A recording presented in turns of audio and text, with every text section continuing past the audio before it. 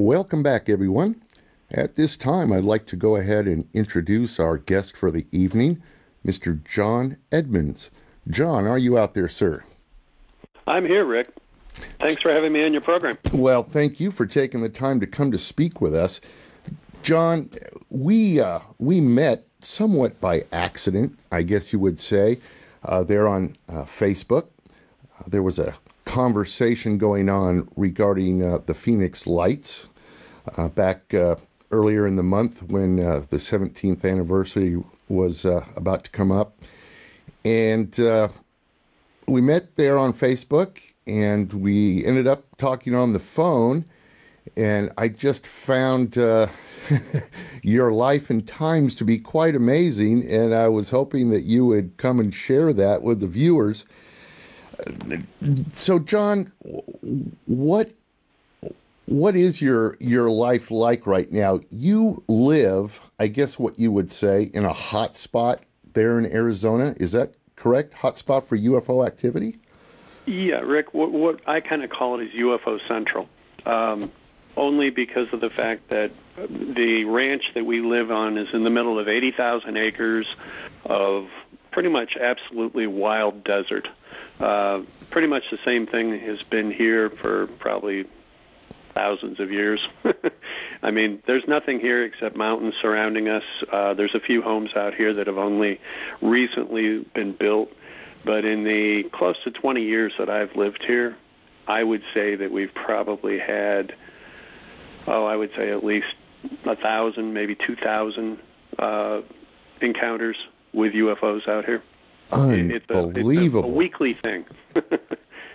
So, I mean, you could almost set your watch to it, huh? That much. Well, it's weird. I mean, it depends on what you're going to see. But, normally we have these things that, people have come to call orbs. They're out here pretty much every week. We can track them usually between 7:30 p.m. and about midnight. There doesn't seem to be any real rhyme or reason to it in terms of what the weather is, if it's blowing hard. I mean, last night we had, probably 25, 30-mile-an-hour winds out here, and yet we still had orbs. We get the black triangles. We get all sorts of craft out here.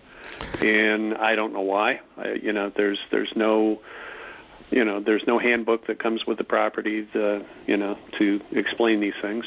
And what's even stranger is the fact that most of the people that live out here, they just look at it and they go, yeah, whatever, and they're not even interested.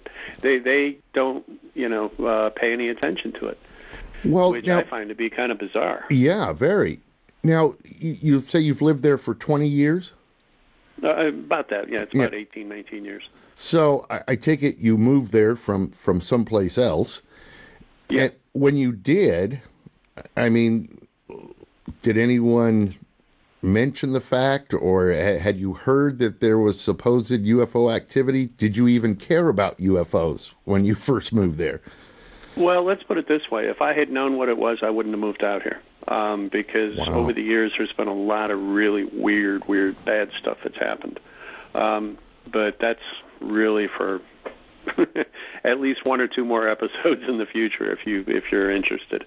I would tell you this, and that is that it's been a harrowing experience to be on this ranch. I mean, to the point where we've had every alphabet agency come out here and interview us and do testing. We've had the guys from Nevada come out. We've had, you name it. I mean, everybody's been out here. This has become kind of like one of those last wagon stops for people that are in the UFO field to come out here and see for themselves. Well, John, let me ask you again. Before you moved into this place, were you into ufology? No. No, so not really. I mean, it's been something that unfortunately has been following me around all my life. But it's just, I bought this place because I wanted to go ahead and have a place where I could raise horses, rescue horses that had been abandoned, and help them to rehabilitate, and start a charity helping horses, to help kids, and to help veterans that were returning from wars, and to help survivors of domestic violence. And that's why I started the ranch. And, you know, it turned out to be this great idea on this, you know, nice piece of property in the middle of UFO land. Well, now, how soon after you moved in, if you can remember that, how soon after moving in did you first start noticing UFO activity? Hours. Really? Yeah, we moved in June 1st in 1996, and we had, my wife was at work, and my wife at the time worked for the FBI, which makes it even more weird. Yeah. And maybe 3 hours after we got through, or I got through emptying out the moving truck, started actually seeing things here. And now, I've never, of course, been to your place, but now, are you looking out towards mountains, or what is? We're surrounded by them. We're literally like in the sort of like a miniature valley of the what they call the Australia Mountains, and literally on every side of us we have mountains. And these orbs that you talk about, do these things seem to just emanate from over the mountains, or do they just appear out of thin blue air, or what? No, indeed, they actually are always, pretty much always seen in the south sky, about 17 miles south of the ranch, directly over the mountains, and even sometimes behind them, further south of the mountain range itself. The reason I know that is because I have gone out there and actually sat there and watched these things light up, literally out of nowhere. It's as if they come from another dimension or something, and they just suddenly appear. And they'll appear sometimes in twos, sometimes in threes, sometimes all across the sky. I mean, to the point where it looks like a fireworks demonstration almost. There's no aircraft around, there's nothing, it's perfectly silent, and then all of a sudden these objects appear, and they're huge. You know, from 17 miles away, they are about the size of a dime.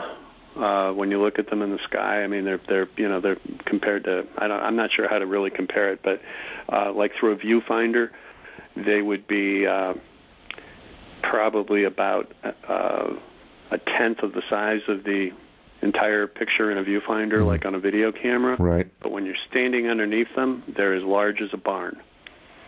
And what color are they? Are they that orangish? They can start out being orange, but they actually can change colors. And sometimes they're orange, and then they'll turn red, and then they'll turn green. And what's very interesting is when you look at them, you can actually see what looks like black squiggly stuff inside. I don't know. My terminology is street terminology. It's not very scientific. Yeah, I got you. Squiggly, but that's what it looks like. It looks like a bunch of worms or something inside there. Now, have you caught these things on video, or Indeed, I have. You have. I do. And do you share those on the internet, or have you? No, I don't share them on the internet. You got to understand something. Until very recently, I was working in psychiatric care as a psychiatric social worker and as a therapist. And so I've kept a pretty low profile. Mm-hmm. It's not the kind of thing that you want, your clients coming up to you going, "Hey, I was on the internet last night, and man, I saw that great UFO stuff you were presenting." I'd like you to meet my friend Og from Mars, right? Yeah, exactly. So it's one of those things that when you're having coffee at work and your colleagues say, "So what did you do this weekend?" "Oh yeah, I spent 3 hours out in the desert watching UFOs." Not a good thing in the counseling profession. I can understand. So, if you had to guess, or maybe you feel you already know, what do you think these things are, and what's behind them? Well, I've had a bunch of different ideas over time, because I've actually seen these things interact with F-16s and F-18s and all sorts of interesting aircraft out here. They seem to be, for lack of another explanation, interdimensional, because they can be in one place 1 second, and a half a second later they can be all the way across the sky. And I don't know of any kind of physical aircraft that can move that fast. And I mean, it's not like a linear thing where you see it, where you can trace the path across the horizon. It just literally blips. It's like, boom, it's gone, and then it appears again, 10 miles away or 6 miles away. Well, that sure seems to be a common description. It's pretty hard to guess what could do something like that, besides something that is interdimensional. Recently when I was talking to Dr. Kitai about the Phoenix Lights, of course, the big thing that the people say about that one is, they're military flares. And I think that excuse has been used for years and years. As far as you're concerned, no chance of that being the story with you, right? Well, that's the whole thing. I actually, I kept hearing that over and over and over again, and I kept saying to myself, because I actually saw the Phoenix Lights very clearly that night, and, I kept saying to myself, well, this is nothing new. I mean, I've been seeing this stuff for, well over a year. At the time that the Phoenix Lights occurred, March 13th of 97. And so I thought to myself, we need to get some kind of scientific documentation here. Mm-hmm. So there's a friend of mine that owns a company called Village Labs that is, here in Arizona. And I went ahead and submitted my video to Village Labs. They spent at least a couple of months taking it apart, checking it out, making sure it was legitimate. And then what they did was they went ahead and they analyzed the color and the temperature of the light that was being emitted directly from these orbs. And it matched perfectly to the Phoenix Lights. And so not only does that document the fact that, number one, these aren't flares, but it also, that's proof right there. But then on top of that, it also proves that it's the same thing. Yeah, and when they're doing that analyzation, they can look at that color temperature from, say, your shot, and then put it up against known color temperatures of different type of lights, flares, etc., and see if anything matches. So I take it they didn't match any of those, but they did match the Phoenix Lights, huh? Well, indeed. And at the same time, I gave them years' worth of footage. Okay, wow. So they were looking at footage from 96 all the way up to like 2002. Okay, and it all matched across time. So, that's fairly decent, correlation. Yeah. So, John, with as much activity that you're experiencing out there, how come the media is not all over this? I couldn't tell you. I've wondered the same thing, because when this was going on, honestly, I was a bit perturbed, because I kept saying, what am I, chopped liver here? I mean, I'm out here, seeing all this stuff. I'm a primary witness. I'm talking to, all sorts of people that are heavy-duty people in the field. They're looking at it and they're going, yeah, this is incredible stuff. And yet the media couldn't be bothered. They didn't want to come out. They didn't want any part of it, And Lynn went ahead and did her movie, and the movie was well received. And, I'm still sitting here. I'm still, looking at orbs and other things that are out here. And it's as if, I don't know, it's like we're invisible. And, I don't care about me personally getting any attention or notoriety out of this. It's not about me. It's about the phenomena. Exactly. And, if you're going to study something, why don't you get the best stuff you can get? Yeah. And clearly, everything that we have here is, I hate to say it, but it's a lot clearer than the stuff that I've seen in the media. It just boggles my mind. I mean, even if at the end they proved it to be something known, you would still think they would want to investigate it for the simple fact that these are things flying around in our airspace that we don't know what they are. Well, and not only that, but there's a lot of other stuff out here, And I mean, we've had we've had terrible problems with cattle mutilation out here. Mm-hmm. We've had horses, unfortunately, that have been mutilated. And it was all recorded and turned into the authorities. And the Arizona Livestock Association came out, and they took photographs, they took measurements. We've had folks that have done really, really serious forensic investigation out here. It's all out there. I mean, the information's out there. It's just, for some reason, it's just not getting plugged into the right places. I don't know. It's like I say, it just, I can't understand it. I don't know. You would think that the media would be all over this. I mean, yeah. They would rather show Kim Kardashian for an hour than something that's happening for real like this, Honestly, I mean, I'd rather stick my finger in an electric outlet than watch that crap. But, the bottom line is that for some reason, either something is being done to prevent real information from getting out there, mm-hmm. or somehow there is just some kind of major disconnect for the American public. I don't get it. Or maybe I'm just not supposed to be, talking about this stuff. I really don't know. But, I have nothing but good intentions. And like I said, I've never published a book. I've never gone out there and, tried to make money off of this. I'm just a concerned American citizen who wants the truth. So if someone were so inclined to do this, they could go out, I don't want to give away your location, but they could go out somewhere north of Phoenix or something, camp out there for a week, and their chances would probably be pretty good of seeing something?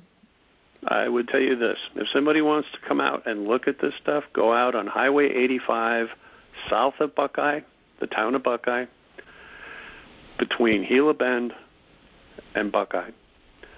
There's lots of places you can stop, get off the freeway. It's only a little two-lane rural highway anyway. Be there between 7:30 and 10 o'clock at night. You're going to see something. Now, do they usually show up pretty close to the same area? Well, it's always in the south sky, but you're looking at, there's probably a 70-mile stretch between the east part of where they show up and the west part of where they show up. And what about military? I'll even do better for you. Oh. This will be an even better way for people to look at them. There's something called Gas Line Road, which is literally a road. It's a trail in some places that stretches all the way across Arizona, all the way to California. It's not a very well-known road, but if you're, an old local, kind of the way I am at this point, you know these things. You can find it on a map. You take that Gas Line Road, and you start at pretty much any place, and just ride it. You could ride it on a motorcycle, a Jeep. Don't take a car down it. It's too rough for that, unless it's got four-wheel drive and it's got some clearance. As you ride down that road, keep looking to your left, which is south, and I can almost guarantee you're going to get the light show of your life. But make sure your life insurance is paid up, because you might get abducted at the same time. Wow. I mean, I would really like to see what you have seen. I do not want to be abducted, though. I just don't want. I'm not exaggerating. I mean, people, like I said, I've lived in this area for a long time, and it happens.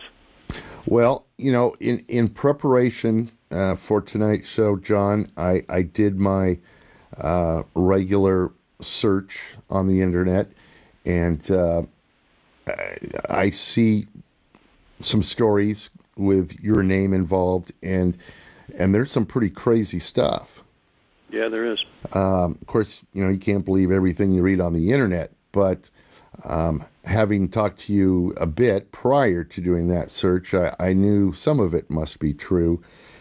What about these triangles? They're out here. All I can tell you is this, and that is that the triangles are fairly amazing because they're huge. I mean, they are monstrous size. And at the same time, they're black or very like a sort of a dark, almost like a carbon color, like a dark gray. Mm-hmm. And they're absolutely silent.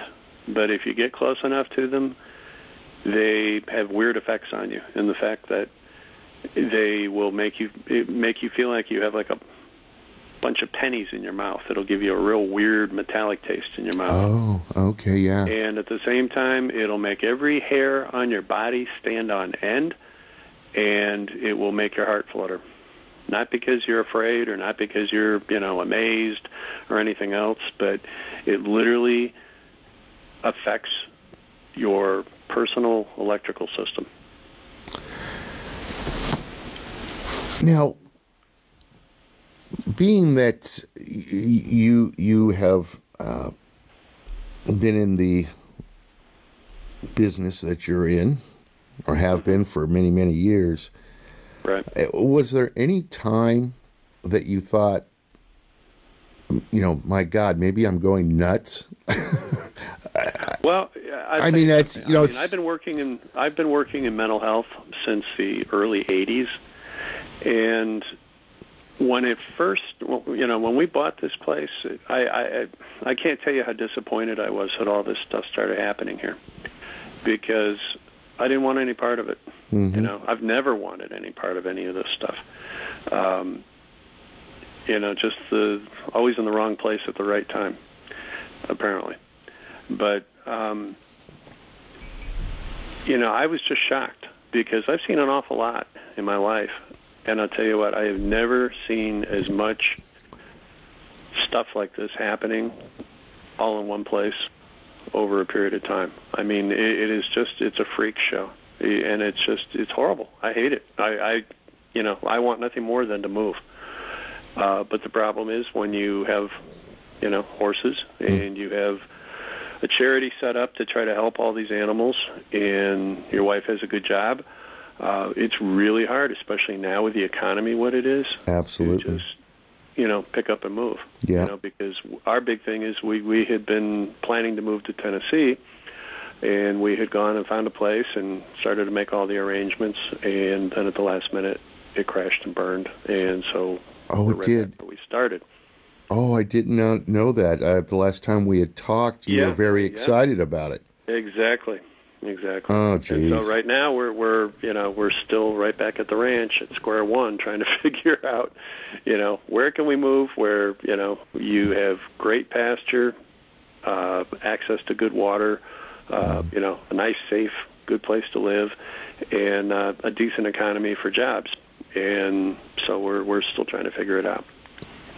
But you said the majority of your neighbors don't seem to be concerned with it, the activity? I have talked to people over the years, because being a counselor and being somebody who works in the community, I see a lot of people, and they're all locals. They're all people that have lived in this area,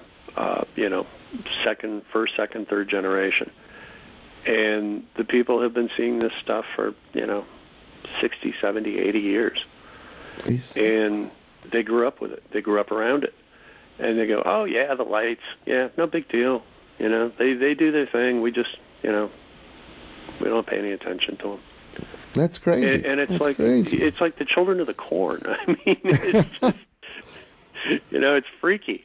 Because I'm not from here. I'm from, Evanston, Illinois originally. And, I had been out here a long time because I came out here to go to ASU. And then after that, I kept getting good jobs. And so I ended up staying. I kept saying, next year I'll move somewhere else. And it never happened. So it's a local thing, but nobody seems to care. Well, I don't know. I can't even think of a reason why it would go on that long and not be, a media circus. Like, this area it seems like it's timeless. I mean, what's weird is that, the lights have been here for so long, they predate flight. Wow. Okay.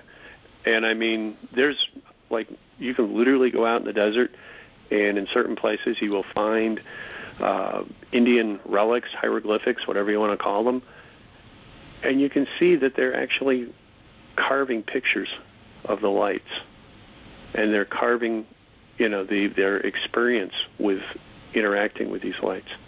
Now that's got to be hundreds, maybe even longer years ago. Yeah, it kind of puts down the theory of, the cause being a military base or something like that. Because, we did not have these military bases back then, so that couldn't be the answer. Yeah, people were watching these things on horseback a couple hundred years ago or more.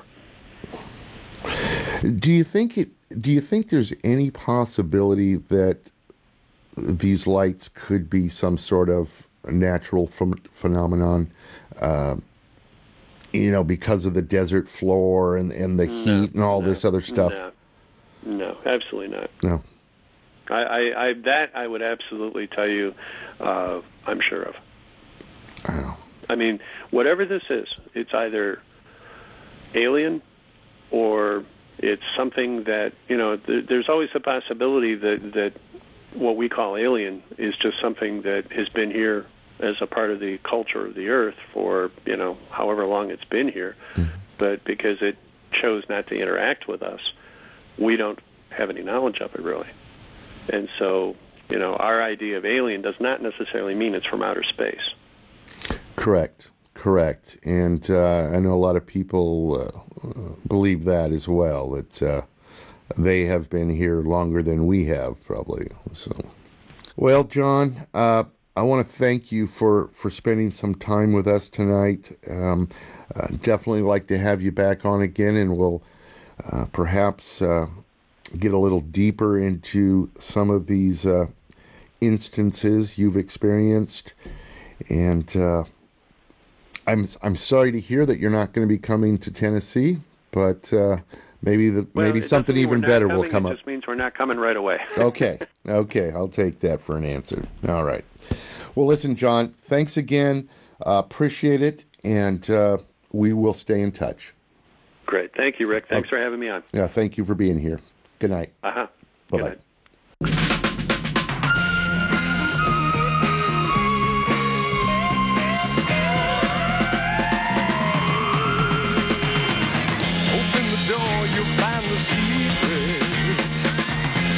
The answer is to keep it. You'll believe it when you